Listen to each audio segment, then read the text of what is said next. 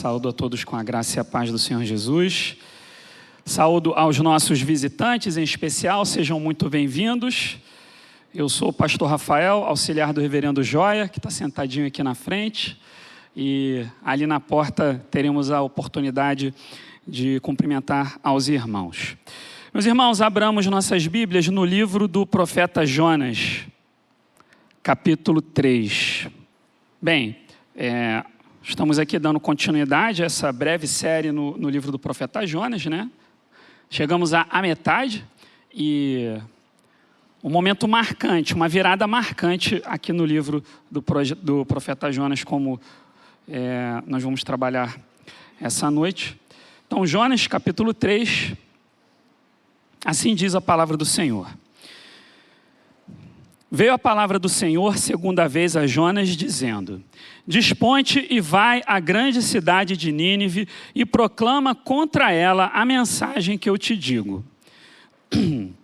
Levantou-se, pois, Jonas e foi a Nínive, segundo a palavra do Senhor. Ora, Nínive era cidade muito importante diante de Deus e de 3 dias para percorrê-la. Começou Jonas a percorrer a cidade de caminho de um dia. E pregava e dizia: ainda 40 dias e Nínive será subvertida. Os ninivitas creram em Deus e proclamaram um jejum e vestiram-se de panos de saco, desde o maior até o menor. Chegou esta notícia ao rei de Nínive. Ele levantou-se do seu trono, tirou de si as vestes reais, cobriu-se de pano de saco e assentou-se sobre cinza. E fez-se proclamar e divulgar em Nínive, por mandato do rei e seus grandes: nem homens, nem animais, nem bois, nem ovelhas provem coisa alguma, nem os levem ao pasto, nem bebam água. Mas sejam cobertos de pano de saco, tanto os homens como os animais, e clamarão fortemente a Deus, e se converterão, cada um do seu mau caminho e da violência que há nas suas mãos. Quem sabe se voltará a Deus e se arrependerá e se apartará do furor da sua ira, de sorte que não pereçamos. Viu Deus o que fizeram, como se converteram do seu mau caminho. E Deus se arrependeu do mal que tinha dito lhes faria e não o fez. Até aqui a palavra do Senhor. Vamos orar. Senhor, muito obrigado pela Tua palavra, pela oportunidade que temos aqui de aprender de Ti, Senhor, com toda a liberdade. Mas precisamos de Ti, ó Pai, por isso rogamos que o Senhor seja conosco nesse momento. Ajuda-nos, Senhor, pelo Teu Santo Espírito, ilumina as nossas mentes, os nossos corações, a compreender corretamente os Teus ensinamentos, ó Pai, e que assim o Teu santo nome seja glorificado e a Tua igreja edificada, uma vez mais sobre o fundamento da Tua palavra. Em nome de Cristo nós oramos. Amém.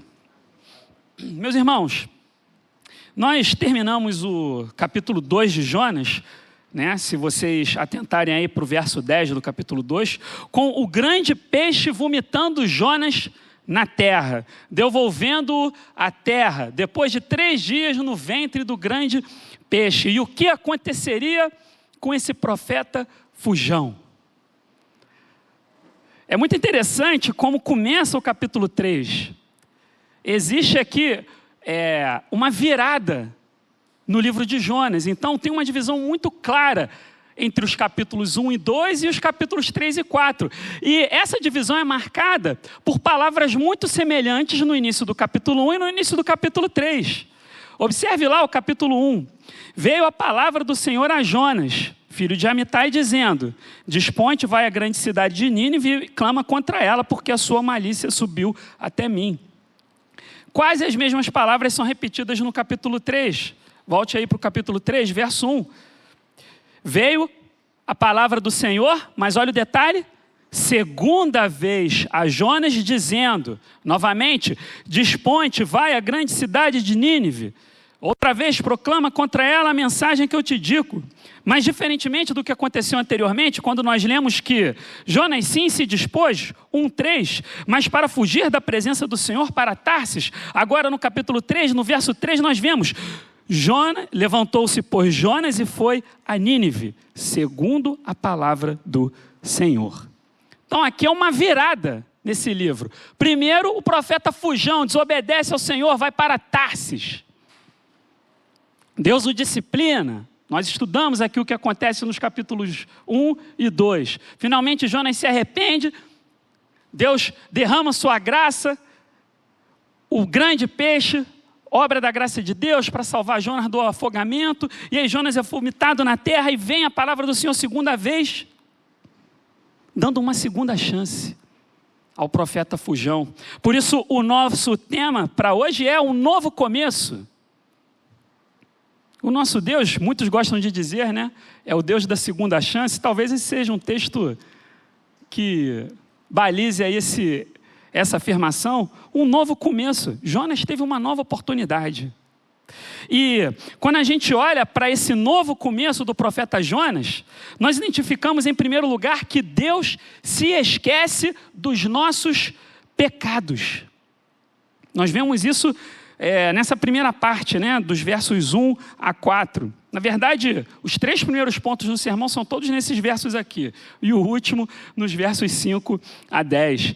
E o primeiro ponto é: Deus se esquece dos nossos pecados. Essa é a primeira coisa que chama a nossa atenção nessa passagem. Não que Deus tenha uma memória ruim, como é o meu caso, ou o seu. Mas acontece que o perdão de Deus é completo e absoluto. Ao nos arrependermos dos nossos pecados, Deus nos trata como se eles nunca tivessem acontecido.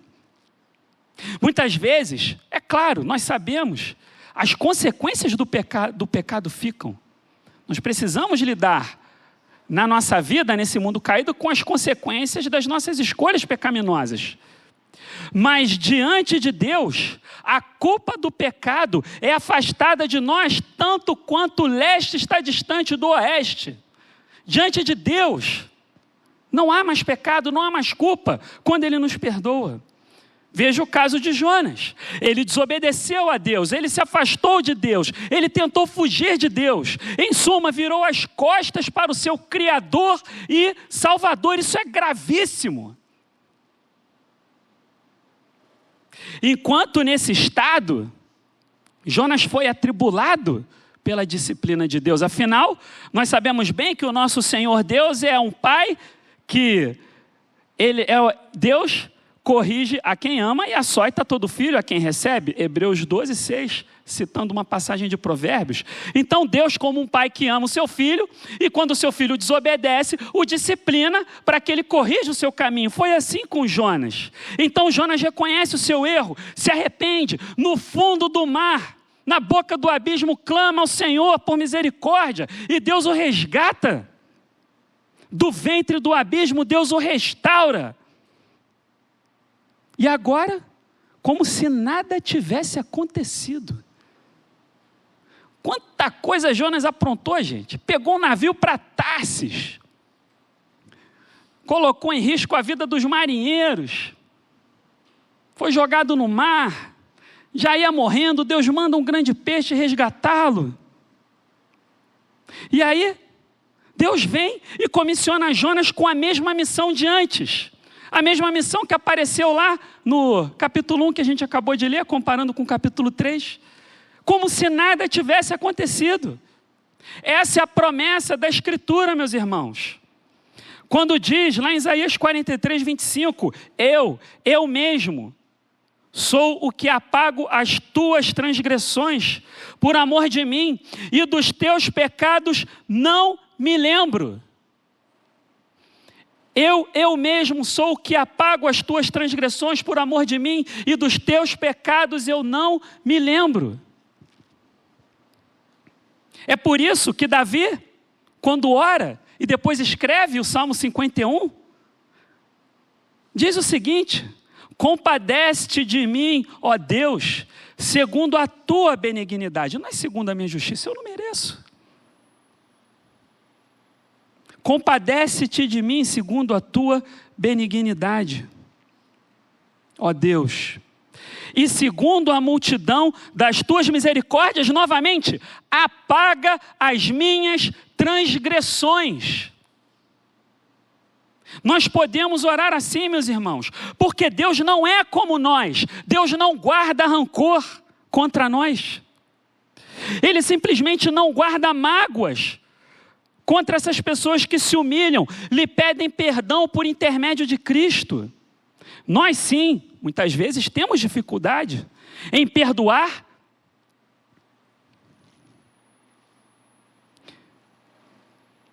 Nós muitas vezes temos dificuldades em perdoar a nós mesmos.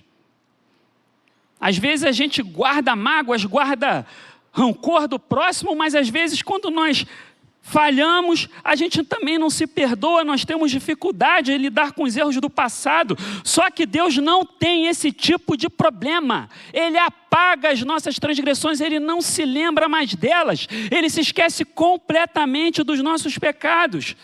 Por quê? Você sabe por quê? Por causa do Evangelho. É o sangue de Cristo que apaga as lembranças condenatórias dos nossos pecados. Mas não para por aqui. Imediatamente após se arrepender, o que o crente faz? Se arrependeu, deita em berço esplêndido, sombra e água fresca? Não, imediatamente após se arrepender, após ter a certeza de que Deus se esqueceu de tudo, o crente serve. E foi isso que aconteceu com Jonas. Após conduzir Jonas ao arrependimento genuíno, Deus o restaurou ao seu serviço. Nosso segundo ponto, imediatamente após o arrependimento, o crente serve. Seja no momento da sua conversão, seja ao longo da sua vida, talvez numa queda, e como aconteceu com Jonas, quando se arrepende, o crente procura servir. Jonas aprendeu que tinha um dever a cumprir, proclamar à grande cidade de Nínive a mensagem do Senhor. Essa era a sua função, diante da graça de Deus derramada abundantemente sobre nós, meus irmãos. Não podemos fazer outra coisa, senão nos colocarmos a serviço desse grande Salvador, desse Deus maravilhoso. Ele apaga as nossas transgressões. Prontamente devemos nos colocar a seu serviço, como acontece com Jonas. Não quer dizer que vai ser fácil. Nós sabemos bem as dificuldades e veremos ainda mais delas no capítulo 4, que Jonas tinha com a grande cidade de Nínive. Não quer dizer que estaremos onde gostaríamos de estar. Não quer dizer que as coisas acontecerão do nosso jeito. Ainda assim, Deus não nos salva e ponto final. Deus nos salva e nos convoca ao serviço. Isso é muito bem ilustrado, por exemplo, para a gente usar outra personagem bíblica, pelo profeta Isaías. Você se lembra do que acontece no capítulo 6? Isaías contempla a santidade de Deus. É o texto do chamado de Isaías, quando ele é chamado por Deus e separado, consagrado ao ofício profético. Ele contempla a santidade de Deus e o que ele diz? Ai de mim! Estou perdido, porque sou um homem de lábios impuros e pertenço a um povo de impuros lábios, e os meus olhos viram o Rei, o Senhor dos Exércitos. Diante da santidade de Deus, o que o pecador faz? Reconhece a sua pecaminosidade e se arrepende. Isaías ali se prostrou reconhecendo que ele merecia ser fulminado. Ai de mim, estou perdido. Isso é uma confissão. Ele reconhece o que ele merece. Mas aí o seu pecado é perdoado. Isaías foi purificado da sua iniquidade. Você lembra o que acontece depois? O querubim vem com uma tenaz, certo? Pega uma brasa do altar e toca nos lábios de Isaías. Isso simboliza o quê? Isaías sendo purificado da sua iniquidade. E aí ele ouve aquelas doces palavras, lá em Isaías 6, 7. A tua iniquidade foi tirada e perdoado o teu pecado. A tua iniquidade foi tirada e perdoado o teu pecado. E aí, parou por aí? Não. O que acontece? Fica por isso mesmo? Não. Isaías responde à convocação de Deus. O Senhor diz: a quem enviarei e quem há de ir por nós? Isaías responde o quê? Vocês sabem. Eis-me aqui, envia-me a mim. A nossa resposta, a graça de Deus, a misericórdia de Deus, ao perdão que nós recebemos, aos nossos pecados serem apagados, é o serviço, por amor, por gratidão e por obrigação também, porque Deus nos ordena. A Bíblia está repleta de histórias assim, meus irmãos. Na verdade, essa é a história de todos aqueles que foram alcançados pela graça de Deus. Não só na Bíblia, mas nas nossas vidas. Salvos e a serviço do Rei. Mas que serviço é esse, afinal? Claro, existem muitas maneiras de servir. E cada um serve conforme os seus dons e talentos distintos que Deus concede a cada um, e assim nós servimos a Ele. Mas existe um serviço, meus irmãos, que é o mesmo para todo crente, não tem exceção. Trata-se do serviço de portadores da sua palavra. Esse é o serviço de todos nós. Cada um tem lá seus dons e talentos para servir de diferentes formas, mas tem um serviço que é igual para todo mundo. Portadores da palavra de Deus. Terceiro ponto, proclamando a mensagem do Senhor. Jonas novamente recebe essa ordem. Vai à grande cidade de Nínive e fala a mensagem que eu te disser. Clama contra ela. A ordem que Jonas cumpriu após 3 dias no ventre do peixe é a mesma ordem que o Senhor Jesus deixou após a sua ressurreição, ao 3º dia. No final do Evangelho segundo Lucas, temos o registro dessas palavras do Senhor Jesus. Está lá em Lucas 24, a partir do verso 46. Assim está escrito que o Cristo havia de padecer e ressuscitar dentre os mortos no 3º dia. E que em seu nome se pregasse arrependimento para remissão de pecados a todas as nações, começando de Jerusalém. Vós sois testemunhas destas coisas. Eis que envio sobre vós a promessa de meu Pai. Permanecei, pois, na cidade, até que do alto sejais revestidos de poder. Essas mesmas palavras aparecem no início de Atos dos Apóstolos. Lucas, que também escreveu Atos dos Apóstolos, narra Jesus dizendo: e recebereis poder, virá sobre vós o Espírito Santo, e sereis minhas testemunhas, na Judéia, em Jerusalém, Samaria e até os confins da terra. Então essa ordem que Jonas recebeu de ser portador da palavra de Deus, é a mesma que Jesus deixou para a sua igreja, de ser portadora da sua palavra. E aí nós vemos lá no capítulo 2 de Atos, que finalmente o Espírito Santo desce sobre a igreja. Aquela promessa que Jesus fez, né? Ele diz lá no texto que a gente leu de Lucas 24, eis que envio sobre vós a promessa de meu Pai, permanecei, pois, na cidade. Ele está falando do Espírito Santo que viria, e em Atos capítulo 2 o Espírito Santo vem, é derramado sobre a igreja, habilitando-a a anunciar a palavra de Deus, não somente aos judeus, mas a todas as nações. O mesmo Espírito, meus irmãos, para pensar um pouco agora.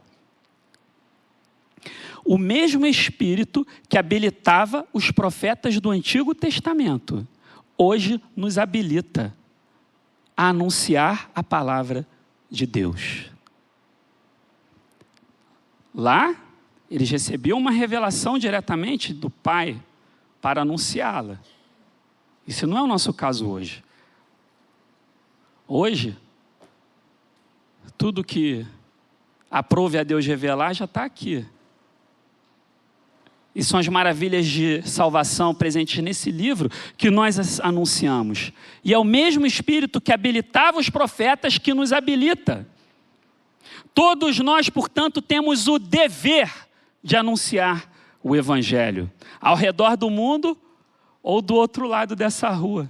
Como diz a música, a rua e o mundo. Então, mais uma dica para os irmãos, né? A Cristina gostou domingo passado do tapeceiro, né, Cris? Então, ó, a rua e o mundo, da IP Alfa, nossos irmãos da Igreja Presbiteriana de Alphaville. Seja ao redor do mundo ou do outro lado dessa rua, nós anunciamos o Evangelho de Cristo revelado nas Escrituras, que pertencer a Ele é a única esperança na vida e na morte. Especificamente, meus irmãos, a informação que nós temos da mensagem que Jonas pregou é muito dura. A mensagem é essa, está lá no verso 4. Ainda 40 dias e Nínive será subvertida. Mas daqui a gente pode tirar uma lição importante. Não foi só isso que Jonas pregou, gente. Mas o que Deus quis registrar na Escritura Sagrada foi isso aqui. Por quê? Eu acho que isso é uma lembrança importante, meus irmãos, de que o nosso dever é pregar toda a palavra. Nós não escolhemos o que dizer. Afinal de contas, o que significa o amor de Deus sem ameaça de condenação? Não quer dizer nada. Você falar para alguém, Deus te ama, Jesus te ama. Se ele não sabe, que está caminhando para o inferno. O que significa, meus irmãos? O amor sem ameaça da condenação. Afinal, o tamanho do amor de Deus é na mesma proporção do tamanho da sua ira. Não é verdade? Então, se você diminui a ira, você diminui o amor. Já parou para pensar nisso? Mas se você é honesto e prega toda a palavra, nós não podemos escolher o que dizer, meus irmãos. E o que é o Evangelho? É dizer que sem Deus o homem está morto em seus delitos e pecados, filhos da ira, como diz Efésios capítulo 2. Mas então Deus enviou o seu Filho para que todo aquele que nele crê não pereça, mas tenha vida eterna. É somente pela fé, todo aquele que nele crê. Não é por obras, é por graça. Você não precisa fazer nada.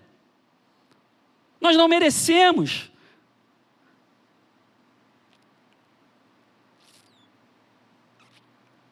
Todo aquele que nele crê não perece, mas tem a vida eterna. E nós somos provas vivas disso, desse amor, dessa graça. Daqui a pouco nós vamos ver o resultado da pregação de Jonas. Nós veremos que os ninivitas se arrependeram dos seus maus caminhos. Nós não sabemos o que Jonas disse, além das palavras registradas aqui. Mas uma coisa é certa. A própria presença de Jonas na cidade de Nínive era uma prova do amor, da graça e da compaixão de Deus. A gente não sabe o que mais ele disse além disso aqui, mas a sua presença entre os ninivitas era uma prova viva, ambulante, do amor, da graça, da misericórdia, da compaixão de Deus. Ele mesmo esteve à beira da morte por causa da sua desobediência, mas Deus teve misericórdia. Se Deus perdoou o profeta Fujão, talvez exista alguma esperança para os ninivitas, afinal. E aí um teólogo reformado, especialista em Antigo Testamento, o pastor gosta dele, o Robertson, que escreveu o Cristo dos Pactos, diz o seguinte: Jonas ainda deveria começar com a mesma mensagem de julgamento, denunciando o pecado do povo. Todavia, a própria experiência de Jonas, dentro e fora do ventre do peixe, fala a respeito da possibilidade de perdão, restauração. Jonas, nesse momento, não é capaz de transmitir outra mensagem, queira ele ou não. Não importa o que diga, sua experiência de vida apregoa para seus ouvintes: olhem para mim. Perdão e restauração são possíveis, mesmo para aqueles que desobedecem a Deus e fogem dele. Em vez de pregar de modo exclusivo contra a cidade, a própria presença de Jonas era uma mensagem de esperança para a cidade, porque Jonas foi alvo da compaixão de Deus. E nós, meus irmãos, vivemos na época daquele que é maior do que Jonas, em que aquilo que acontecia no Antigo Testamento como uma exceção, que é anunciar a todas as nações, hoje se tornou a regra. Levar a mensagem de salvação a toda criatura. O Cristo ressurreto nos deixou essa ordem, meus irmãos.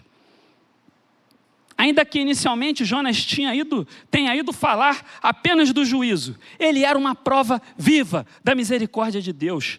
E nós também somos provas vivas da misericórdia de Deus. E nós somos convocados ao mesmo serviço pelo Senhor Jesus, de fazer discípulos de toda língua, raça, povo e nação.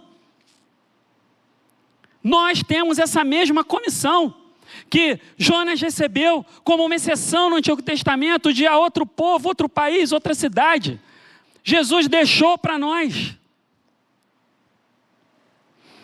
E os resultados, meus irmãos, dessa empreitada são maravilhosos. Por quê, meus irmãos? Não há limites para a compaixão de Deus dirigida àqueles que se arrependem. E esse é o nosso quarto ponto. Tem um pouco a ver com o primeiro. Não há limites para a compaixão de Deus sobre os que se arrependem.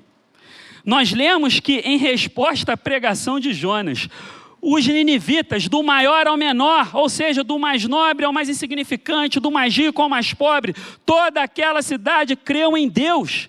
Voluntariamente os cidadãos se arrependeram e proclamaram o jejum. Então o rei oficializa a iniciativa e faz proclamar e divulgar por toda a Nínive jejum de homens e animais. Todo aquele povo deveria clamar em conjunto pela misericórdia de Deus, se convertendo dos seus maus caminhos e da violência que havia nas suas mãos. E isso aqui é fundamental. Se converterem dos seus maus caminhos e da violência que havia em suas mãos. E aí o rei de Nínive diz o seguinte: quem sabe Deus não terá misericórdia de nós? Acreditem, aquele povo tinha muita violência nas suas mãos. Eles eram brutais. Há registros arqueológicos de que, quando eles levavam o povo cativo, cortavam o nariz das pessoas. De que, literalmente, eles arrancavam a pele de uma pessoa viva com regularidade.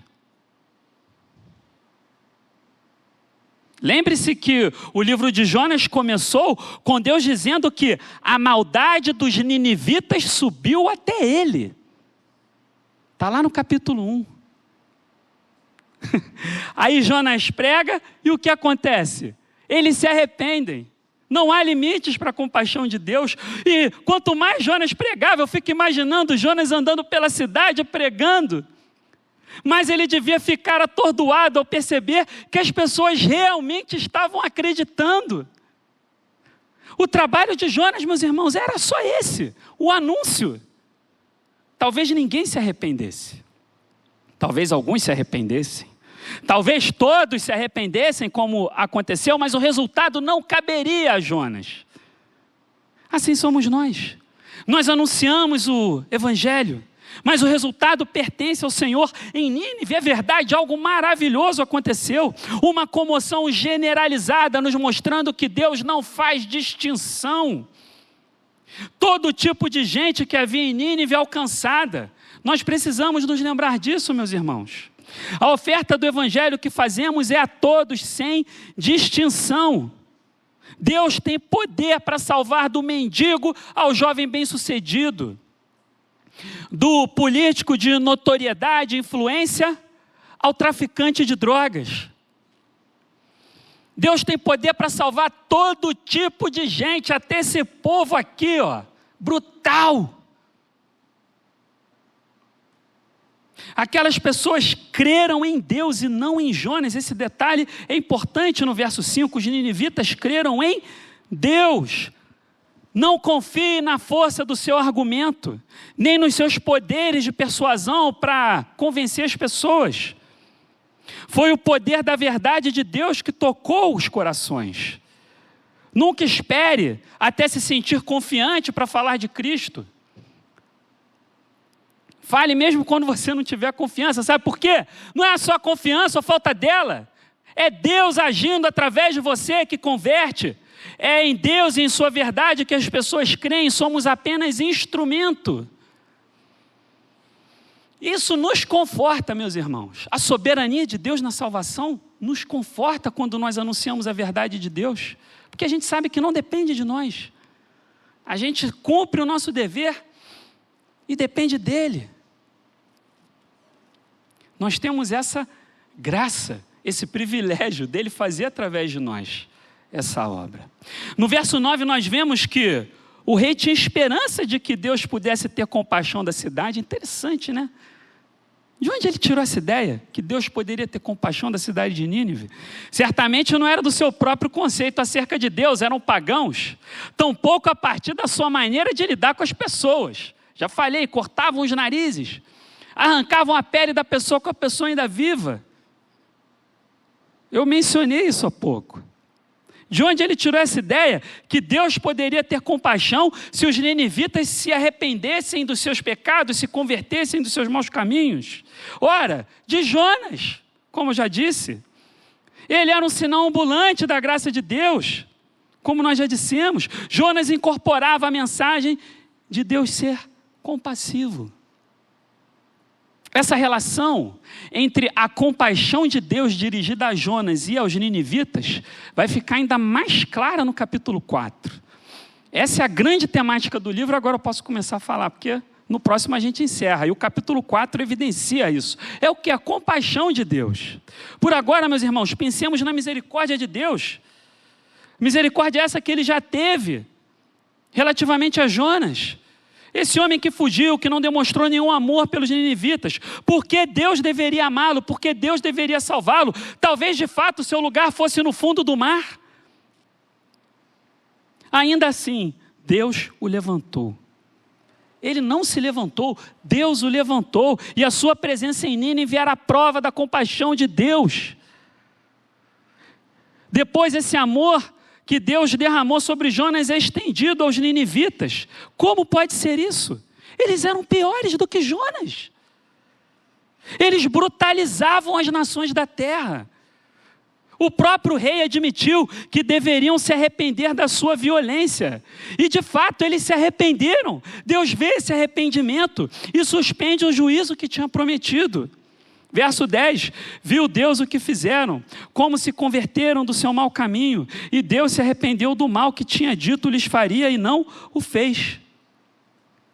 Deus não somente ouviu o que disseram, isso é muito importante. Deus não só ouviu eles clamando, dizendo, declarando que se arrependiam, que acreditavam, não. Deus viu o que fizeram, está aí no verso 10. Deus viu que se converteram dos seus maus caminhos. É interessante que o verso 10, de todas as coisas que os ninivitas fizeram, se propuseram a fazer, jejum, pano de saco, o mesmo clamar a Deus por misericórdia, a única coisa que é mencionada é o quê?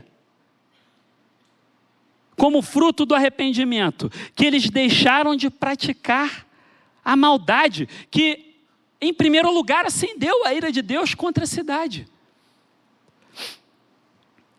Isso é o quê? Um fruto do verdadeiro arrependimento. Eles deixaram de praticar as suas obras mais.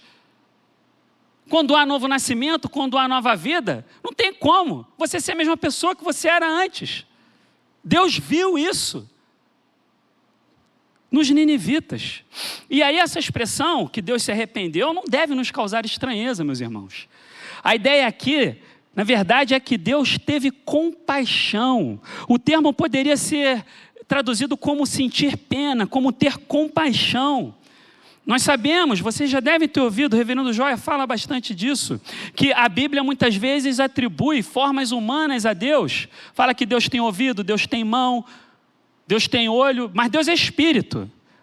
Isso é chamado antropomorfismo, é para facilitar o nosso entendimento, é uma linguagem de acomodação, porque Deus, esse ser todo-poderoso, criador, infinito, ilimitado, fala com criaturas limitadas. Calvino dizia que Deus falando conosco era como se fosse a gente balbuciando com um nenenzinho falando gugu dadá. É sério.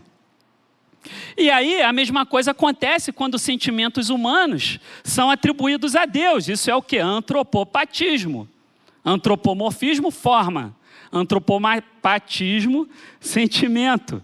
Um desses, o arrependimento. Mas a ideia principal qual é? É a compaixão que Deus teve dos ninivitas. E isso está de acordo com a sua palavra.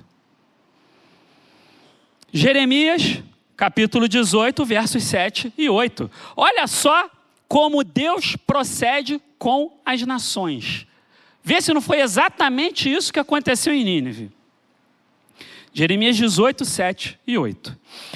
No momento em que eu falar acerca de uma nação ou de um reino para o arrancar, derribar e destruir, se a tal nação se converter da maldade contra a qual eu falei, também eu me arrependerei do mal que pensava fazer-lhe. Foi exatamente isso que aconteceu em Nínive. Essa é a forma de Deus agir. Ele fez isso com seu povo no Antigo Testamento o tempo todo. Prometia juízo. Por exemplo, o rei Josias teve ali uma reforma, uma grande reforma religiosa. Deus suspendeu o seu juízo. Depois o povo novamente caiu, Deus trouxe o seu juízo. Nós sabemos, inclusive, que é isso que acontece em Nínive, né?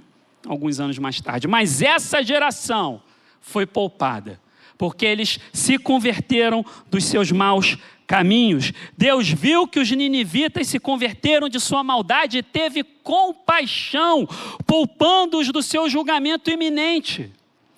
Trata-se de um testemunho da graça de Deus sobre todos que se humilham em fé, meus irmãos. Por quê? Não há limites para a compaixão de Deus àqueles que se arrependem. Não há, meus irmãos. E aí, concluindo, é por isso que nós vemos lá no Novo Testamento o Senhor Jesus dizendo o seguinte, Lucas capítulo 11, verso 30. O Senhor Jesus diz, assim como Jonas foi sinal para os ninivitas, o Filho do Homem será para esta geração. Verso 32. Ninivitas se levantarão no juízo com esta geração e a condenarão, porque se arrependeram com a pregação de Jonas. E eis, aqui está quem é maior do que Jonas. Jesus oferece perdão a todos os que creem e se arrependem e buscam a graça salvífica, meus irmãos. Mas atenção ao texto de Jesus lá em Lucas 11. Jesus oferece perdão a todos os que creem, mas contra os que se recusam, contra aqueles que recusam a oferta da misericórdia de Deus, aqueles que endurecem seus corações orgulhosos contra o evangelho da salvação, não é só Jesus quem testificará contra eles no dia do juízo. Os próprios ninivitas se levantarão no dia do juízo contra aqueles que rejeitaram a mensagem do evangelho. Se você crê em Cristo, há salvação para você, assim como houve para os ninivitas. Se você rejeita Cristo, você será julgado pelos ninivitas. De que lado você vai estar naquele dia? Ah, Rafael, minha família toda é da igreja, meu pai bebeu o cálice, todo mundo bebia lá na catedral, né? Era todo mundo no mesmo cálice na ceia, né, reverendo? Está tranquilo. Você precisa crer no Senhor Jesus, meu irmão. Creia e será salvo. Rejeite a Cristo e os próprios ninivitas se levantarão com o Senhor Jesus naquele dia. A oferta de salvação gratuita para você, a mesma misericórdia e compaixão derramada sobre os ninivitas, pode ser sua também. Assim como os ninivitas, talvez você caminhe para a destruição. Mas se você se arrepender assim como eles, se você crer em Jesus, você será salvo. Não importa a sua história, não importa, não há limites para a compaixão de Deus. Não importa quais foram os seus pecados, não há limites para a graça de Deus. Graças a Deus, meus irmãos, por seu amor e por sua misericórdia. Vamos orar. Senhor Deus, obrigado pela Tua palavra. Obrigado por tantos ensinamentos, ó Pai. Ajuda-nos a nos apropriarmos dela, Senhor Deus, a reconhecermos que Tu és um Deus cheio de compaixão, ó Pai. Que o Senhor se esquece completamente das nossas transgressões, independentemente de quais sejam, Senhor. Que o Senhor nos convoca para anunciarmos essa salvação, essa compaixão, esse amor, ó Pai. Ajuda-nos, portanto, a com fidelidade proclamarmos essa salvação e toca nos corações, Senhor. Pois és Tu, ó Pai, pelo Teu Santo Espírito que converte. Somos apenas um instrumento, ó Pai. Colocamos nas Tuas mãos. Ajuda-nos, usa-nos. Em nome de Cristo nós oramos. Amém.